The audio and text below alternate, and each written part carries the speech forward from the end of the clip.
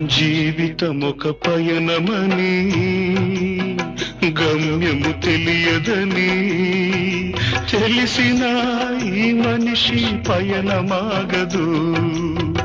జననం ధర్మమని మరణం కర్మమని తెలిసిన జనన మరణ చక్రమాగదు. మరణం తథ్యమని ఏ జీవికి తప్పదని తెలిసిన ఈ మనిషి తపనాగదు.